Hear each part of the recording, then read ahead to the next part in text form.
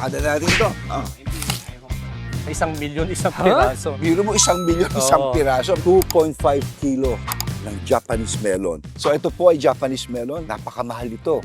Natikman ko to sa Japan. No? Pagkain mo parang puro asukal. Pero akala ko sa Japan lang, pero nandito na ho pala ito. Sa Pilipinas, sa Lukban mismo. Mike, magkano to per kilo usually sa abroad? Sa abroad, normally, umaabot po yan ng $10 per kilo, so mga 500 to 1,000.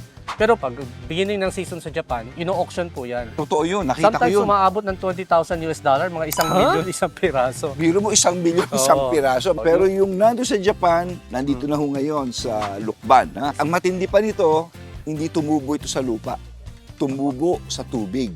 Hydroponic. Yes po, tama po. Mike, tignan natin. Ha? Sige po, pasyalan po natin. Para sama natin dito, Sec, ang ating mga students from Don Mariano Marcos State University from La Union, tapos from Quezon National Agricultural College. Mga OJT natin, sila na rin OJT. nag-alaga ng melon natin. Para Papasukin makita na nila. natin ha, itong hydroponic. Tingnan nyo. Sama kayo ha. Pero kailangan ng paa, ipapasok rito Yes. para malinis. Ha? Okay lang po. Walang mikrobyo. Meron po tayo ditong mga drippers, drip line, ito. So ito po ang nagpapatubig, Pag binuhay namin yung pump, automatic tutulo yung tubig dyan, mag-i-inject po siya ng pataba.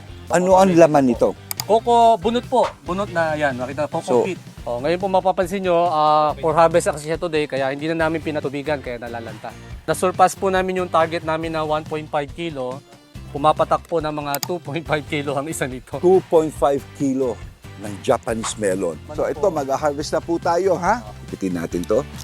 Yes. Galing na lang natin to. Kita nyo, may alalay pa mga tali dahil napakabigat niya, ha?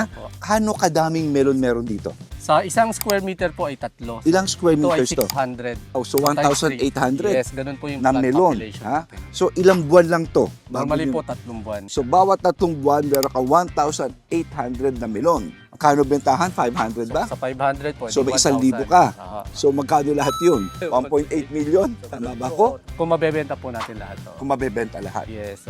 Sa loob ng 3 buwan. Ito ay titikman na natin, ha? So this is Japanese melon. So green ang flesh niya, hindi orange. Yan. Also, mas maganda po kung pinapacure siya o pinapatiktik nyo ng ilang araw para makuha nyo yung softness nung Ganun po yung ginagawa nila sa Japan. Ayan. Kaya nyo po tiknan. Pakada natin to.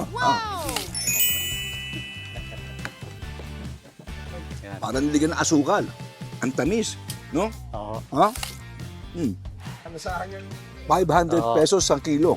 500 pesos ang kilo. Sarap. Kitang-kita ko dito, 17, no? Ito yung sugar content niya.